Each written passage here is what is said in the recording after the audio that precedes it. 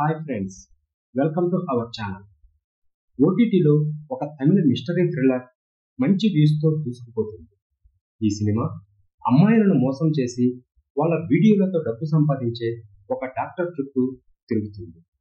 ఈ సినిమా రీసెంట్గా ఓటీటీలోకి వచ్చింది. ఈ స్టోరీ చివరి వరకు చాలా ఆసక్తికరంగా సాగుతుంది. క్లైమాక్స్ ఊహించని విధంగా ఉంటుంది.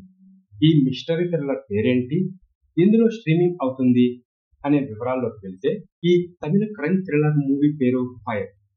2025లో విడుదలైన ఈ సినిమా జేఎస్కే సతీష్ కుమార్ దర్శకత్వం వహించారు. అతని తన సొంత బ్యానర్లో ఈ సినిమాని నిర్మించారు. ఇందులో బాలాజీ మురుగదాస్, చాందిని, గాయత్రి షాన్, చక్రవర్తి ప్రధాన పాత్రలో నటించారు. కథ విషయానికి వస్తే, సినిమా కాశీ అనే ఫిజియోథెరపిస్ట్ మిస్టరీ డెత్తో ప్రారంభమవుతుంది.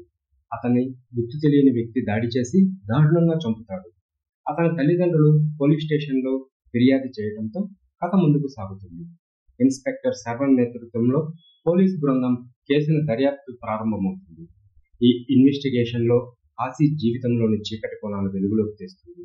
కాశీ సామాజికంగా బాధ్యతాయుతమైన వ్యక్తిగా కనిపించే ఒక సోషియో. 100 మందికి పైగా మహిళలను మోసగించి వారితో సన్నిహిత క్షణాలను రహస్యంగా రికార్డ్ చేసి బ్లాక్మెయిల్ ద్వారా లక్షల రూపాయలు గడించాడు. పోలీసులు అతని ఫోన్లో 1900 అశ్లీల ఫోటోలను మరియు 400 వీడియోలను కనిపెడతారు.